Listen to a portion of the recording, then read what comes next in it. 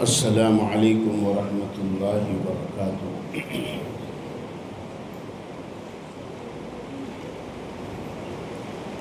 بسم اللہ الرحمن الرحیم۔ اللہم صلی علی سیدنا و نبینا مولانا محمد وعلی آل سیدنا و نبینا مولانا محمد وبارک وسلم۔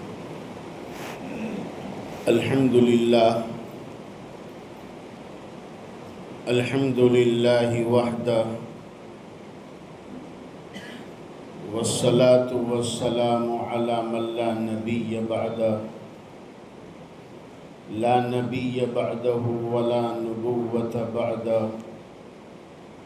ولا رسول بعدہ ولا رسالة بعدہ، اما بعد فاعوذ باللہ من الشیطان الرجیم، بسم اللہ الرحمن الرحیم۔ یا ایہا الذین آمنوا هل ادلکم علی تجارۃ تنجیکم من عذاب علیم، تؤمنون باللہ ورسولہ وتجاہدون فی سبیل اللہ باموالہم وانفسہم، وقال اللہ تبارک وتعالی وما خلقت الجن والانس الا لیعبدون ما اريد منهم من رزق وما اريد ان يطعمون ان الله هو الرزاق ذو القوة المتين۔ وعن عبد الله بن مسعود رضي الله تعالى عنه قال قال النبي صلى الله عليه وسلم طلب كسب الحلال فريضة بعد الفريضة، او کما قال النبی صلی اللہ علیہ وسلم۔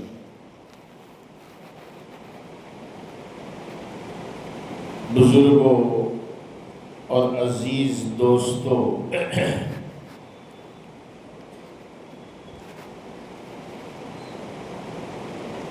شریعت اسلام ایک ایسا فطری نظام ہے اور ایک ایسا دین مبین ہے کہ جس نے دین اور دنیا ان دونوں کے درمیان میں لوگوں نے جو خود ساختہ حدود قائم کر لیے تھے، ان حدود کو شریعت اسلام نے مٹایا اور ختم کیا۔ دنیا یہ سمجھتی ہے کہ مذہب الگ ہے اور دنیا الگ ہے، دین الگ ہے، دنیا الگ ہے، مگر شریعت اسلام نے ایک ایسا کانسیپٹ اور تعلیم دی کہ تمہاری دنیا بھی دین بن سکتی ہے اور تمہاری عادات عبادات بن سکتی ہے۔ کھانا پینا ایک عادت ہے، سونا اٹھنا بیٹھنا عادت ہے، مگر یہی کھانا، یہی سونا، یہی چلنا، یہی تجارت کرنا، یہی دکان چلانا، کاروبار کرنا تمہارا عبادت بھی بن سکتا ہے، یہ تمہارا دین بن سکتا ہے۔ یہ کانسیپٹ فطرت اسلام نے پیش کیا کہ دنیا یعنی دین دنیا سے الگ نہیں ہے کہ جنگل میں نکل جاوے، ملنگ بن جاوے، بیوی بچوں کو چھوڑ دے، معاشرت کو چھوڑ دے، نہ آگے کوئی ہے نہ پیچھے کوئی ہے، اور الگ تھلگ بن کر، الگ بن تھلگ بن کر اور عبادت میں مشغول ہو جائے، نہیں۔ شریعت اسلام ایسا دین فطرت ہے، اسی لیے آپ صلی اللہ علیہ وسلم کی تعلیمات میں حلال کمائی اختیار کرنے کی ترغیب بھی ہے اور فضیلت بھی ہے۔ میرے اور آپ کے آقا صلی اللہ علیہ وسلم کی ایک پیاری اور مشہور حدیث میں نے ابھی پڑھی۔ آقا فرماتے ہیں کہ حلال کمائی کا طلب کرنا یہ اللہ کے اہم فرائض کے بعد ایک بڑا فریضہ ہے۔ کیا معنی؟ مطلب یہ ہے جیسے نماز مومنوں پر فرض ہے، جیسے روزے فرض ہے، جیسے وقت آنے پر مال ہونے پر زکوٰۃ اور حج فرض ہے، ایسے ہی ان فریضوں کے بعد حلال کمائی کرنا یہ بھی اللہ کا بڑا فریضہ ہے۔ جب ہم یہ سنتے ہیں، یہ پڑھتے ہیں، تو ہمارے دل میں کیفیت بنتی ہے کہ اب تو میں جب بھی دکان کھولوں گا، جب بھی آفس پر جاؤں گا، جب بھی میں اپنے کھیت میں ملازمت میں جاؤں گا یا اپنے جاب پر جاؤں گا، تو صبح ہی دل میں یہ بٹھا کر جاؤں گا کہ یہ جو میں چل کر جا رہا ہوں اس پر بھی مجھے اللہ اجر و ثواب دینے والے۔ دیکھیے، مومن کی نیت اس کے عمل سے بہتر ہے۔ ہم نیت کریں گے تبھی تو ثواب ملے گا۔ روزانہ دکان پر جا رہے، آفس پر جا رہے ہیں، پڑھانے والے پڑھانے پر جا رہے، مگر نیت ہی نہیں ہے کہ یہ تو اللہ کا حکم ہے، فریضہ ہے، تو میں اس لیے جا رہا ہوں۔ تو ہمارا صبح سے لے کر رات تک تجارت کرنا، بزنس کرنا، نوکری کرنا، ملازمت کرنا، یہ بھی عبادت بن جائے گا۔ آقا صلی اللہ علیہ وسلم فرماتے ہیں یہ اللہ کے فرائض کے بعد ایک بہت بڑا فریضہ ہے، اور اس پر کیا اجر ہے؟ جو فرائض ادا کرنے پر اللہ ثواب دیں گے۔ ظاہر بات ہے بھائی، نماز فرض ہے، جو فرض ادا کریں گے اس پر جو اجر ملے گا۔ روزہ فرض ہے، فرض ادا کریں گے اس پر جو اجر ملے گا۔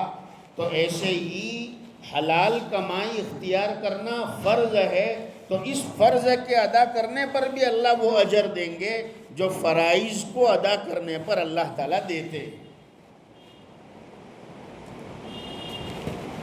سمجھ میں آ گئی یہ بات کہ کسب دنیا اللہ کے یہاں برا نہیں ہے۔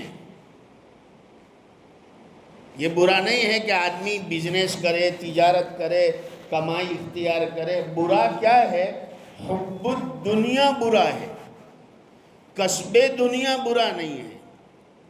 یعنی مال کی ایسی محبت دل میں بٹھا لینا، دنیا کی ایسی محبت دل میں بٹھا لینا کہ اس محبت میں ہم سب بھول جائے، حلال حرام کا فرق بھول جائے، جائز ناجائز بھول جائے، اپنے ماں باپ کا حق بھول جائے، اپنے رشتہ داروں کا حق بھول جائے، اڑوس پڑوس کو بھول جائے، اللہ کی مخلوق غریب غربا کو بھول جائے، اور ہم ایسی محبت میں دنیا کی بیٹھ جائے مال پر چوکیدار بن کر کہ یہ مال چونکہ میں نے کمایا ہے لہذا اس پر استعمال کرنے کا پورا حق میرا ہے۔ دنیا کی محبت میں لوگوں کی دیکھا دیکھی مال خرچ کرنے میں آگے نکل جائے، یہ برا ہے۔ حب الدنیا برا ہے، طلب دنیا برا نہیں ہے۔ ہاں، اللہ سے تو مانگا جائے، رزق کو مانگا جائے، اللہ سے دنیا کے اندر بہتری مانگنے کا حکم ہے۔ قرآن کہتا ہے ان لوگوں کی طرح مت بنو جو صرف یہ کہتے ربنا آتینا فی الدنیا، جو اتنا ہی کہتے، تو ان کے لیے آخرت میں کچھ نہیں ہے، کیونکہ تم تو دنیا میں ہی مانگتے تھے، دنیا ہی کے لیے مانگتے تھے، تو ہم نے دے دیا، تم نے آخرت کے لیے تو کچھ بھی نہیں مانگا۔ ہاں یہ کہو، قرآن یہ سکھاتا ہے کہ تم یہ کہو ربنا آتنا فی الدنیا حسنہ وَفِي الْآخِرَةِ حَسَنَةٌ وَقِنَا عَذَابَ النَّارِ۔ اے اللہ مجھے دنیا میں بھی بھلائی عطا فرما، اے اللہ مجھے آخرت میں بھی بھلائیاں عطا فرما، اور اے اللہ مجھے عذاب قبر سے محفوظ رکھ لے۔ اے اللہ دنیا میں حسنہ بھلائی دے۔ بہت لمبا وے ہے، M1 ہے بامبے ٹو دہلی، کہ حسنہ کیا ہے؟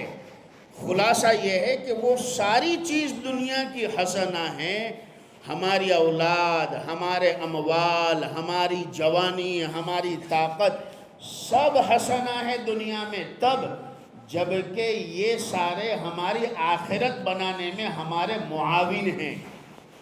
ہمارا مال ہماری قبر بنانے میں ہمارا ساتھ دے رہا ہے، ہماری اولاد ہماری آخرت بنانے میں ساتھ دے رہی ہے، ہمارا وقت، ہماری جوانی، ہماری طاقت ہماری آخرت سنوارنے میں، قبر بنانے میں ساتھ دے رہی ہے، تو یہ ہمارے لیے قرآن کہتا ہے سب حسنہ ہیں۔ تیری جوانی بھی حسنہ، تیری اولاد بھی حسنہ، تیرا مال بھی حسنہ، تیری بیوی بھی حسنہ، سب حسنہ۔ ربنا آتنا فی الدنیا حسنہ وفی الآخرۃ حسنہ وقنا عذاب النار۔ عزیز بھائی اور بزرگوں، مجھے ایک دو بات اس وقت عرض کرنی ہے، خاص طور پر حلال کمائی کے فضائل۔ حضرت علی کرم اللہ وجہہ کا ایک قول ملتا ہے، ان کے اقوال میں حضرت علی کرم اللہ وجہہ شیر خدا فرمایا کرتے تھے کہ جو دنیا میں حلال کی طلب میں رہتا ہے، جو دنیا میں حلال کی طلب میں رہتا ہے تو جنت اس انسان کی طلب میں رہتی ہے۔ حضرت علی فرمایا جو حلال روزی کی طلب میں رہتا ہے، حلال روزی طلب کا مطلب کیا ہے؟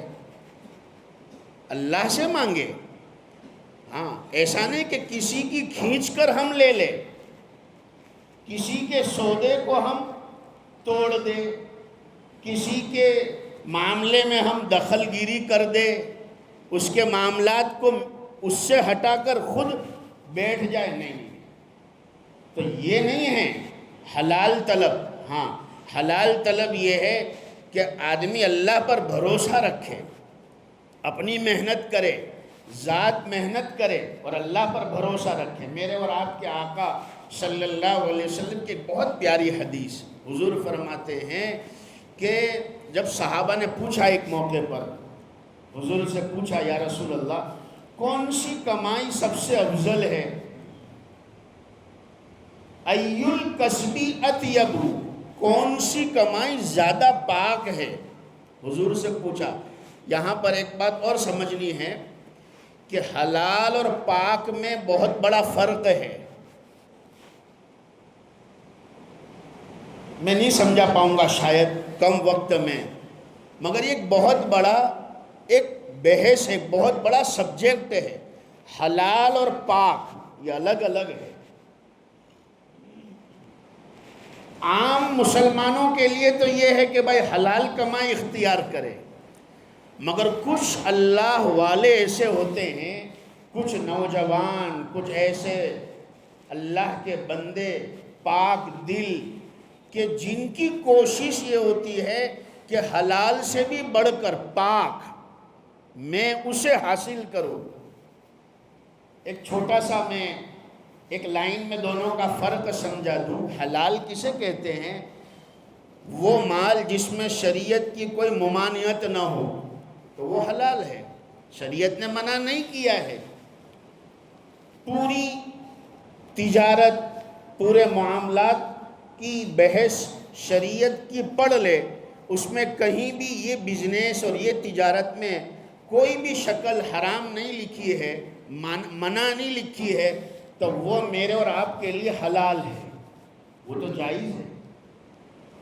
مگر ایک ہے پاک، وہ اس سے بھی بڑھ کر ہے، اور پاک کی ڈیفینیشن یہ ہے، پاک اسے کہتے ہیں ایسا مال جس میں کسی بھی انسان کا کوئی حق نہ ہو، اس کے اندر کسی مخلوق کا حق نہ ہو، اور صرف وہ تیرے لیے ہو، تو فرمایا یہ تیرے لیے پاک ہے، جو حلال سے بھی اوپر ہے۔ اللہ، اور کیا فضیلت ہے حلال اور پاک کی میرے بھائی اور بزرگوں۔ آج ہمیں ہمارے نوجوانوں کو اس میں بہت سبق لینے کی ضرورت ہے۔ لوگوں کی دیکھا دیکھی کہ بھائی اس کے پاس اتنا مال ہے، فلانے کے پاس اتنی دنیا ہے، اس کے پاس ایسی ایسی چیزیں ہیں، میرے پاس کیسے آ جائے۔ اس کی دوڑ میں، اس کی حریفائی اور ریس میں انسان کبھی کبھی بھول جاتا ہے کہ یہ مال میرے پاس جو آ رہا ہے وہ حلال بھی ہے یا نہیں ہے۔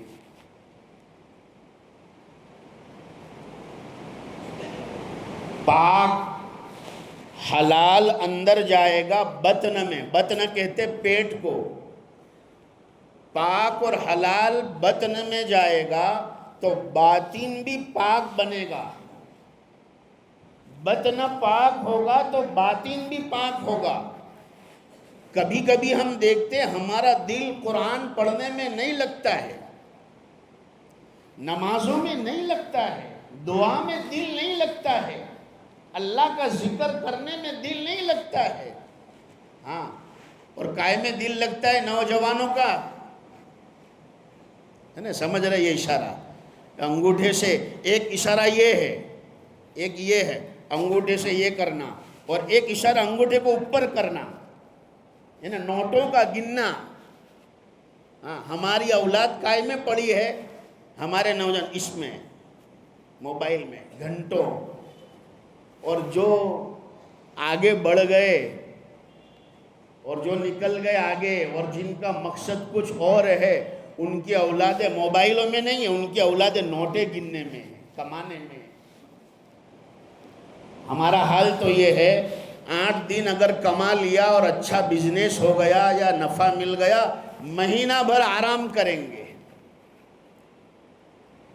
ہمارے یہاں اپنے بڑودہ میں بہت سی آپ دیکھیں گے، ایک برادری ہے وہرا برادری، وہ جو ٹوپی پہنتے ہیں نا الگ ٹائپ کی، ان کی دکانوں بازار میں جا کر دیکھیں گے، فجر کے بعد ان کی دکانیں کھل جاتی ہیں۔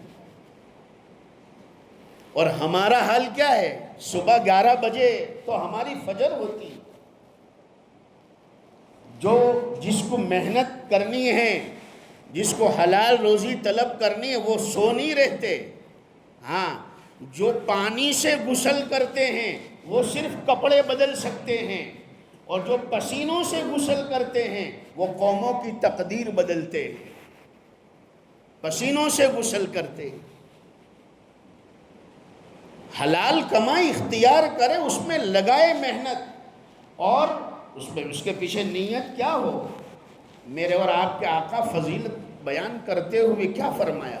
ایک موقع پر حضور بیٹھے تھے، چند صحابہ تھے، ایک نوجوان کو دیکھا، وہ کمانے کے لیے، یعنی اس کا جو بھی بزنس ہوگا، پیشہ ہوگا اس کا، تو وہ دوڑ رہا ہے، بھاگ رہا ہے، محنت کر رہا ہے، تو کسی کی زبان سے نکل گیا، صحابی رسول کی زبان، کتنا بہترین نوجوان ہے، کتنا محنت کش آدمی ہے، محنت کر رہا ہے، دوڑ رہا ہے، روزی کما رہا ہے، حلال کی تلاش میں ادھر سے ادھر جا رہا ہے، ادھر سے ادھر، کاش اس کی محنت دین کے کام میں آتی۔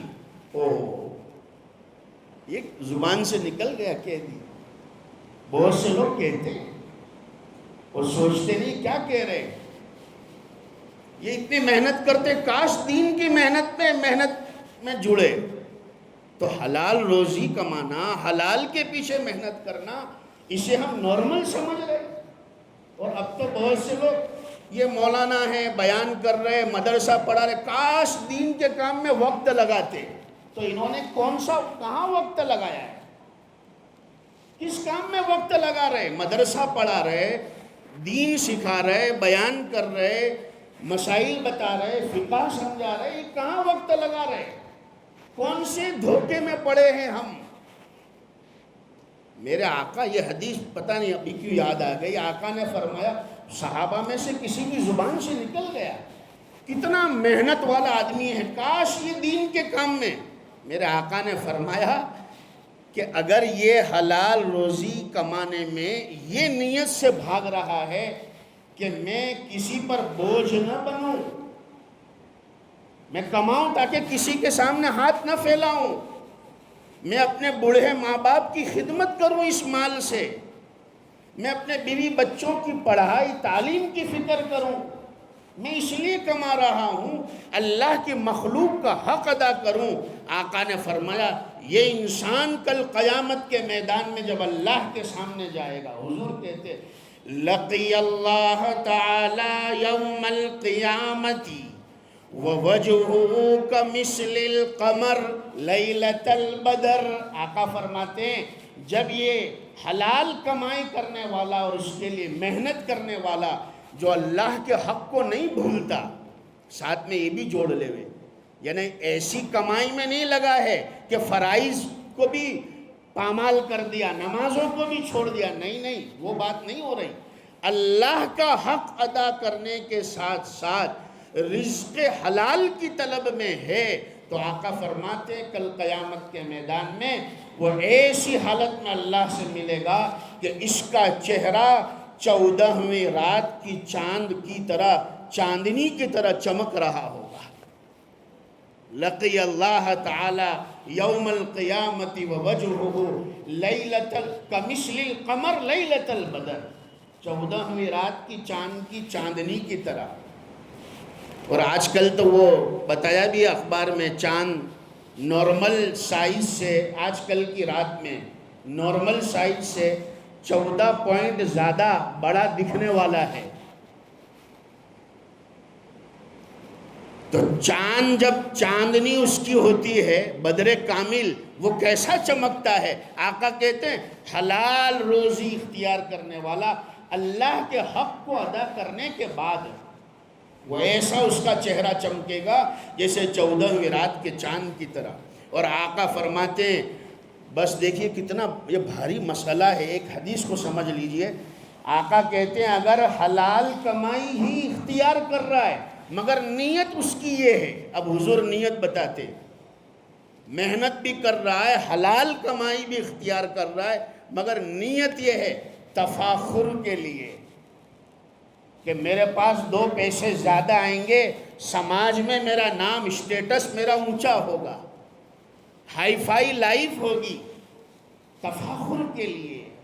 اور حضور فرماتے ہیں کہ دکھاوے کے لیے، مرائین دکھانے کے لیے، تفاخرن تفاخر کے لیے، تکاثرن لوگوں سے زیادہ مالدار بننے کے لیے اگر یہ نیت سے حلال کمائی اختیار کرتا ہے، آقا فرماتے لقی اللہ تعالی وہو علیہ غضبان، اس حال میں اللہ سے ملے گا قیامت کے میدان میں کہ اللہ اس سے ناراض ہوں گے.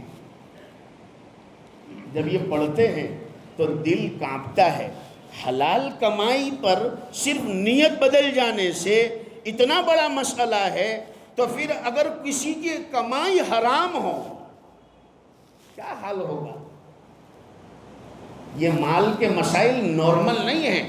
حضرت شاہ ولی اللہ محدث دہلوی رحمۃ اللہ علیہ، وہ کون شخصیت ہے وہ تو آپ سنتے بھی وقت نہیں ہے.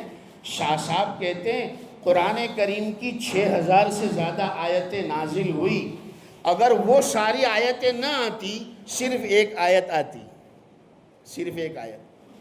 تو حضرت شاہ صاحب کہتے ہیں بعض ائمہ، بعض محدثین نے قرآن کی آیتوں میں سے کچھ آیتوں کے بارے میں ایسا کہا ہے. میں نے ایک امام شافعی کا قول بھی آپ کو پہلے بتایا تھا، سورۃ العصر، کہ اگر یہی صورت آتی اور کوئی قرآن کی آیت نہ آتی تو کافی ہوتا. تو شاہ صاحب کہتے ہیں، حضرت شاہ ولی اللہ، قرآن کریم کی میرے نزدیک، شاہ صاحب کہتے ہیں کہ میرے نزدیک ایک آیت آ جاتی تو کوئی آیت کی ضرورت نہیں تھی. اور وہ کیا ہے؟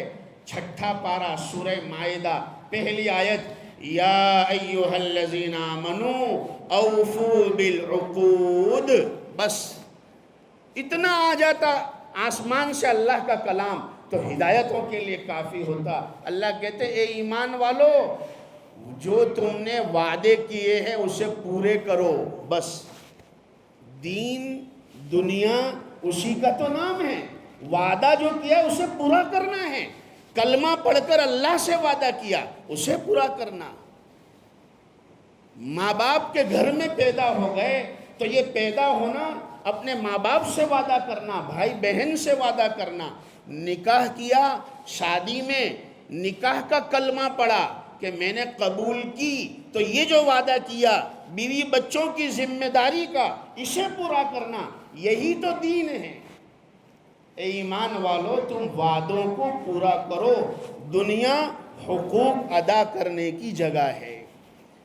مجھے دو بات کرنی تھی، ایک بات تو میں نے کر دی کہ کمائی کیسی ہو، انکم کیسی ہو، میں پورا نہیں بیان کر پایا ہوں، مگر دوسری ضروری بات عرض یہ کرنی ہے کہ ہمارا آؤٹ گوئنگ کیسا ہو، خرچ کہاں ہو، حلال کمائی ہو اور خرچ راہ راست میں ہو، صحیح جگہ پر، رسم و رواج میں نہ ہو، فضول خرچی میں نہ ہو۔ شادیوں کا سیزن ہے، لوگوں کی شادیوں کو دیکھتے ہیں بڑا تعجب ہوتا ہے، اللہ اکبر۔ ابھی 3-4 دن پہلے ہم کچھ بھوج انجار میں ایک پروگرام میں تھے، حضرت مولانا محمود مدنی صاحب، جمعیت علماء ہند کے جو ہے ذمہ دار صدر، حضرت نے فرمایا ان کا ریسرچ تھا، یعنی ان کا سرچ تھا، ہو سکتا ہے کہ آدمی کچھ کم بھی ہو یا زیادہ بھی ہو۔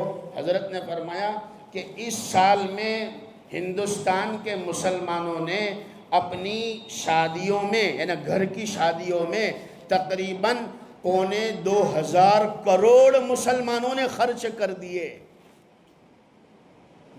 مجھے تو یہ کم لگتا ہے فگر، 2.25 کروڑ، اس سے بھی زیادہ ہوگا۔ شادیاں جہاں اللہ کے نبی کہتے ہیں جس نکاح میں سادگی ہوگی اس نکاح میں اللہ خیر و برکت زیادہ ڈالے گا۔ ان اعظم النکاح برکتن ایسرہ معونہ او کما قال النبی صلی اللہ علیہ وسلم۔ جس نکاح میں سادگی ہو، خرچہ کم ہو، حضور کہتے ہیں، کیوں کہ شادی خرچ کرنے کی جگہ نہیں ہے۔ اللہ نے بتائے خرچ کرنے کے۔ اے ایمان والو، کیا تمہیں بتاؤں ایسی تجارت جو تمہیں اللہ کے عذاب سے روک لے؟ تم وہاں خرچ کرو، اللہ کے راستے میں خرچ کرو۔ تؤمنون باللہ ورسولہ وتجاہدون فی سبیل اللہ۔ کتنا فضول ہمارے یہاں ہوتا ہے، اور کتنا پلاننگ شادیوں کے لیے، کتنا خرچہ۔ دنیا کے حالات دیکھیے، دنیا کے ممالک میں لوگوں بے گھر کر دیے گئے، بچے یتیم، جسموں کو بیچ میں سے چیر دیا گیا، صاف پانی کے محتاج ہیں۔ ہمارے کتنے ایسے بھائی، اللہ اکبر۔ کیا اللہ کی آزمائش ہے مسلمانوں پر؟ کیا ہمیں ان حالات کو دیکھ کر، ان مسلمانوں کی زندگیوں کو دیکھ کر، کیا ہمارے پروگراموں میں کوئی تبدیلیاں آ رہی ہے یا نہیں آ رہی؟ لوگوں کی واہ واہی کے لیے کتنا ہم کر دیتے ہیں۔ ایک حکیم صاحب نے بڑی اچھی بات لکھی، کہتے ہیں کہ لوگوں کی مثال تو سمندر کی لہروں کی طرح ہے، موجوں کی طرح۔ موج کے ساتھ میں رہیں گے، یعنی ان کے ہاں میں ہاں ملائیں گے تو موج تمہیں ایک سائڈ کر دے گی، کنارے پر پھینک دے گی، اور موج کے مخالف جائیں گے، اپوزٹ سائڈ، تو یہ تمہیں تھکا دے گی۔ ہاں، لوگوں کی سماج کی حال تو ایسا ہے، لوگوں کی واہ واہی کے لیے لوگوں کی ہاں میں ہاں ملائیں گے تو وہ ہمیں ایک طرف کر دیں گے، اور ان کی اگر مخالفت کریں گے تو تھکا دیں گے۔ لوگوں کو نہ دیکھے، اللہ اس کے رسول کا حکم دیکھے۔ نکاح میں، شادیوں میں اللہ تعالی ہمیں جو ہے سنت شریعت کے مطابق عمل کرنے کی نیک توفیق عطا فرمائے۔ میرا وقت زیادہ ہو گیا، دعا فرما اللہ تعالیٰ کہیں سنی باتوں پر عمل کی نیک توفیق عطا فرمائے۔ 2 چیزیں اس وقت بتائی، مال کو کہاں سے کمانا، کیسے کمانا، اور کہاں خرچ کرنا، یہ کوشش کی سمجھانے کی۔ اللہ کرے ہماری سمجھ میں آ جائے۔ ہاں، کچھ گھڑیال کے کانٹے ہوتے ہیں مگر چبھتے نہیں ہیں، کیونکہ یہ نام کے ہیں۔ چارپائی کے پاؤں ہیں مگر چلتے نہیں ہیں، کیونکہ وہ پاؤں نام کے ہیں۔ اسی طرح کچھ لوگوں کے پاس عقل ہے مگر نام کی ہے، استعمال نہیں کرتے ہیں کہ کہاں مال لگانا، کہاں جان لگانا۔ قرآن اور حدیث، اللہ اس کے رسول کی تعلیمات ہمیں سکھاتی ہے کہ ہماری جان، ہمارا مال ہم لگانے میں آزاد نہیں ہیں، اللہ کے حکموں کے تابع ہے۔ اللہ تعالیٰ عمل کی نیک توفیق عطا فرمائے۔ ایک ضروری بات، آپ اور ہم جانتے ہیں کہ گورنمنٹ آف انڈیا، ہندوستان کی گورنمنٹ نے ایک SIR قانون پاس کیا ہے، جس میں نئے نام سے لوگوں کی متدان یادی کے اندر نام درج کیے جا رہے ہیں، اور اس کا وقت شروع ہو چکا ہے۔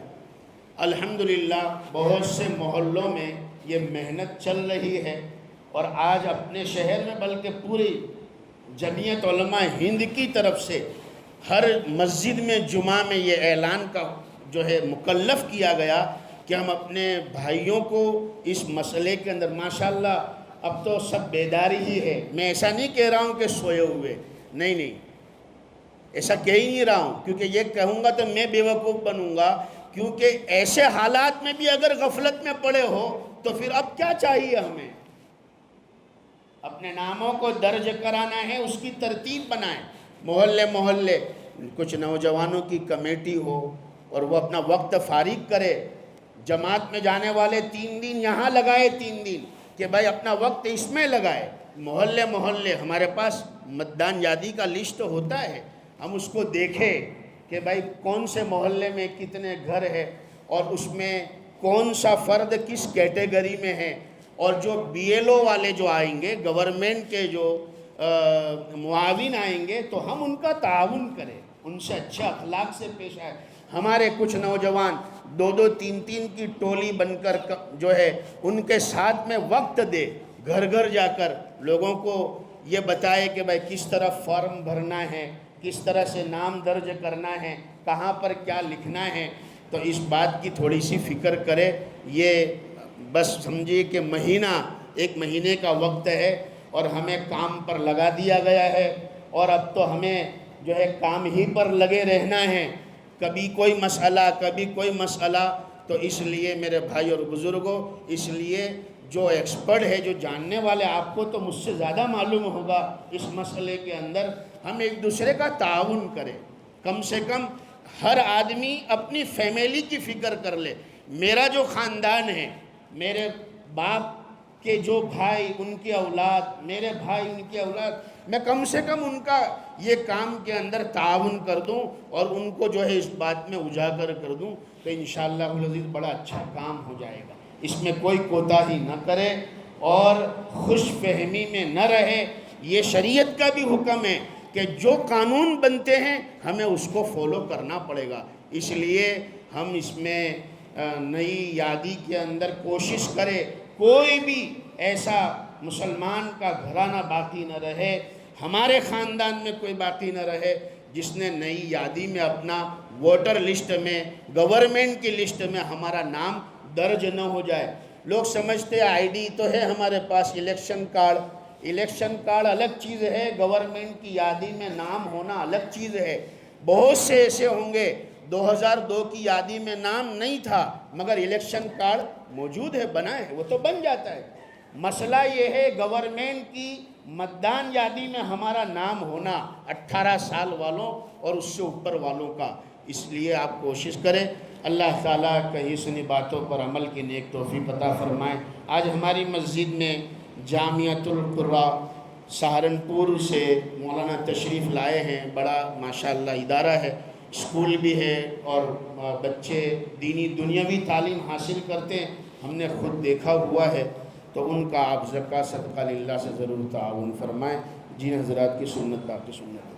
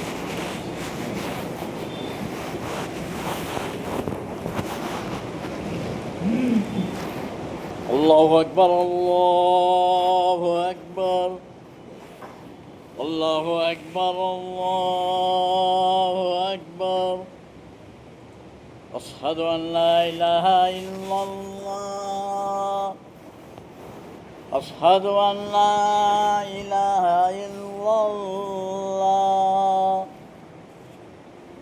أشهد أن محمدا رسول الله أشهد أن محمدا رسول الله حي على الصلاة حي على الصلاة حي على الفلاح حي على الفلاح الله أكبر الله أكبر لا إله إلا الله.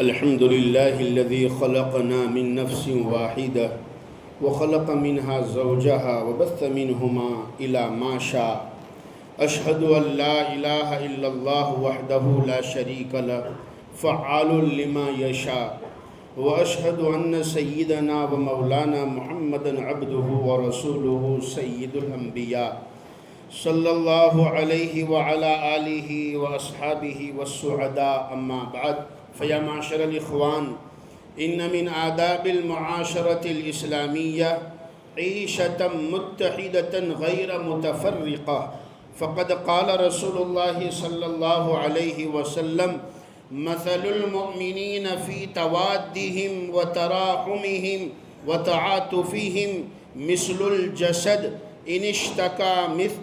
إن اشتكى منه عضو تداعى له سائر الجسد بالسهر والحمى وقال عليه الصلاة والسلام لا تقاطعوا ولا تدابروا ولا تباغضوا ولا تحاسدوا وكونوا عباد الله إخوانا ولا يحل لمسلم أن يهجر أخاه فوق ثلاث وقال عليه الصلاة والسلام اتبعوا السواد الأعظم فإنه من شد شذ في النار أعوذ بالله من الشيطان الرجيم واعتصموا بحبل الله جميعا ولا تفرقوا بارك الله لنا ولكم في القرآن العظيم ونفعنا وإياكم بالآيات والذكر الحكيم أقول قولي هذا وأستغفر الله لي ولكم ولسائر المسلمين من كل ذنب فاستغفروه إنه هو الغفور الرحيم.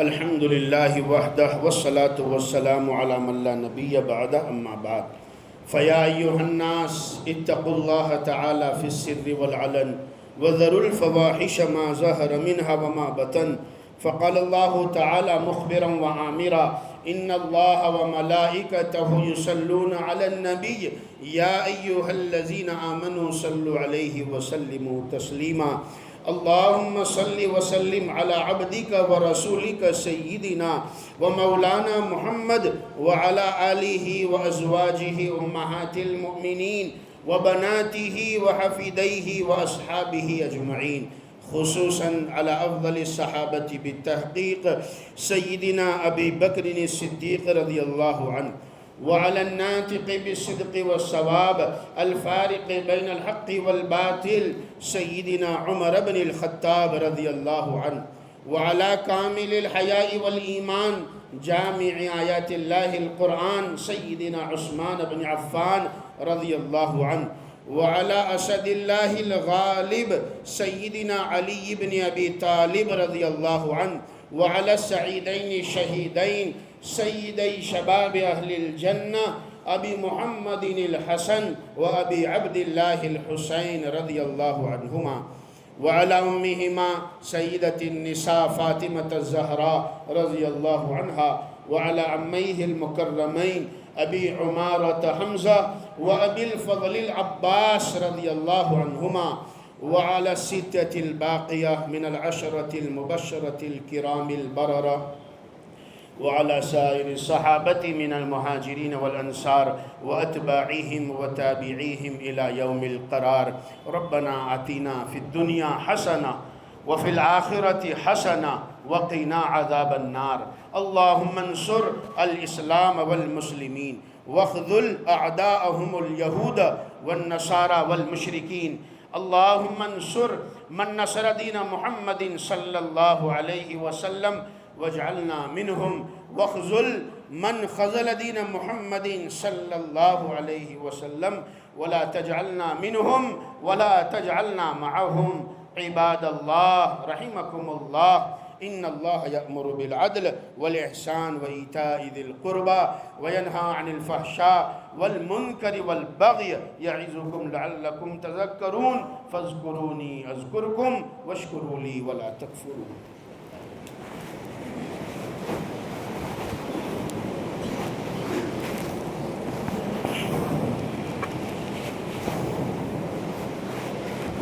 الله أكبر الله أكبر الله أكبر الله أكبر.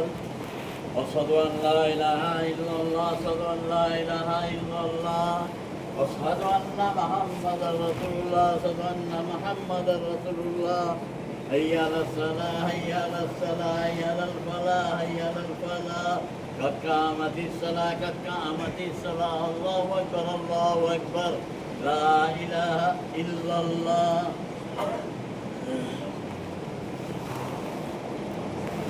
الله أكبر.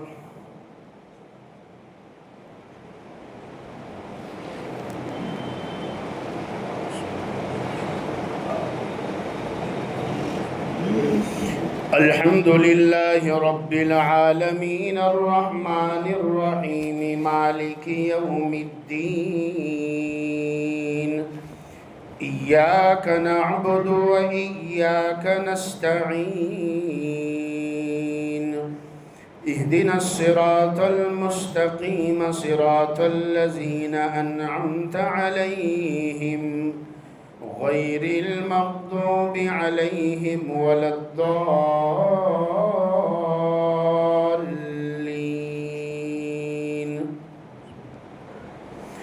فإذا قضيتم مناسككم فاذكروا الله كذكركم آباءكم أو أشد ذكرا. فمن الناس من يقول ربنا آتنا في الدنيا وما له في الآخرة من خلاق.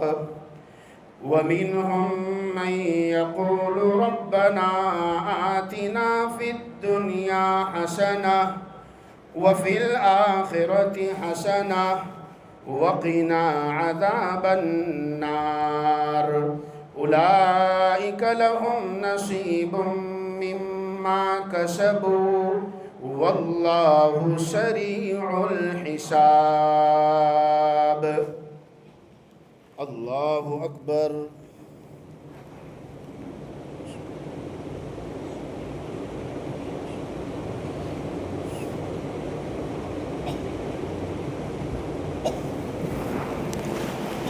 سمع الله لمن حمده. الله أكبر.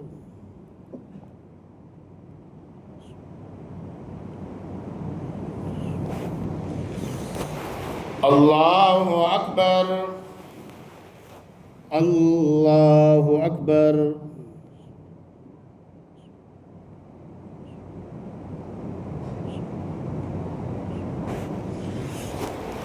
الله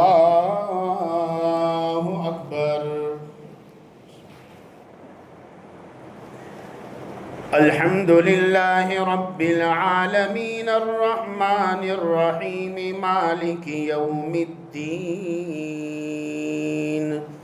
إياك نعبد وإياك نستعين اهدنا الصراط المستقيم صراط الذين أنعمت عليهم غير المغضوب عليهم ولا الضالين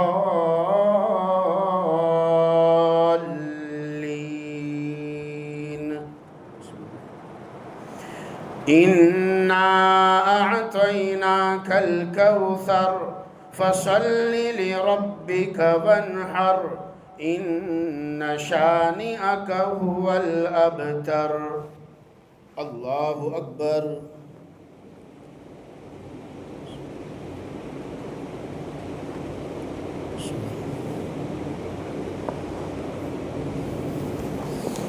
سمع الله لمن حمده الله أكبر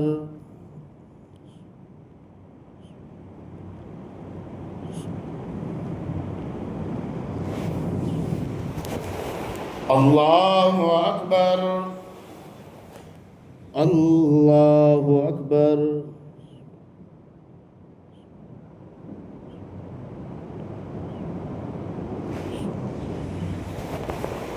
الله أكبر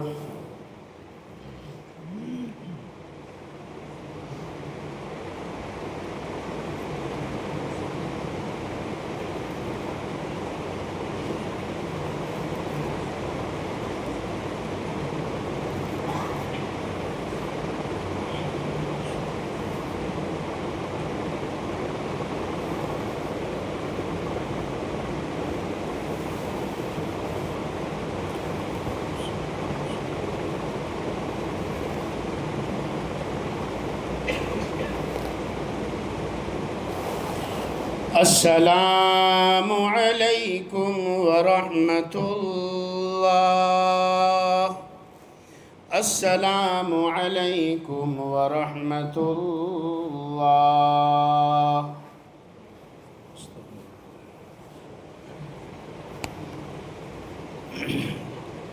جیسے کہ آپ حضرات جانتے ہیں ہماری مسجد میں رینوویشن کا کام چل رہا ہے کئی دنوں سے آپ حضرات سے گزارش ہے کہ اس میں ضرور بھی ضرور للہ رقم سے تعاون کرے ساتھ دے بہت سے لوگ پوچھتے ہیں معلوم کرتے ہیں کئی مرتبہ پوچھتے ہیں مگر تعاون کرنے کا نام نہیں لیتے کچھ بہت سارے ایسے ہیں جو مسجد میں نماز پڑھتے ہیں مسجد کا پانی یوز کرتے ہیں مسجد کا ٹوائلٹ استعمال کرتے ہیں تو ہمیں احسان کا بدلہ احسان سے دینا چاہیے میرے بھائی اور بزرگوں جس مسجد میں ہم نماز پڑھتے ہیں اس مسجد کا پہلے حق ہے لہذا مسجد کی ضرورت کو بھی سامنے رکھے اللہ کی نسبت پر دینا ہے اللہ کو دکھانا ہے اللہ سے اجر پانا ہے اس لیے آپ تمام حضرات سے گزارش ہے کہ اس کار خیر میں مسجد کے تعمیری کام میں مسجد کے نبھاؤ خرچ میں ہمیشہ اپنی مسجد کو اپنے مدرسے کو یاد رکھے اور تعاون کی فکر کرے اللہ تعالیٰ آپ کے مالوں میں آپ کے کباٹوں میں آپ کی اللہ جان مال میں اولاد میں خوب برکت عطا فرمائے بسم اللہ الرحمن الرحیم اللہم صلی علی سیدنا و نبینا مولانا محمد وعلی آلہ سیدنا و نبینا مولانا محمد وبارک وسلم ربنا ظلمنا انفسنا وإن لم تغفر لنا وترحمنا لنكونن من الخاسرين يا أول الأولين ويا آخر الآخرين ويا ذا القوة المتين ويا راحم المساكين ويا أرحم الراحمين اللهم ربنا آتنا في الدنيا حسنة وفي الآخرة حسنة وقنا عذاب النار وقنا عذاب القبر وقنا عذاب الحشر وقنا عذاب الفقر وقنا عذاب الدين واحشرنا يوم القيامة مع المتقين ومع الأبرار اللهم اشفنا واشف مرضانا واشف مرضى المسلمين اللهم ارحم موتانا وارحم أموات المؤمنين اللهم انت السلام ومنك السلام تباركت ربنا وتعاليت يا ذا الجلال والاكرام سمعنا واطعنا غفرانك ربنا واليك المصير برحمتك يا ارحم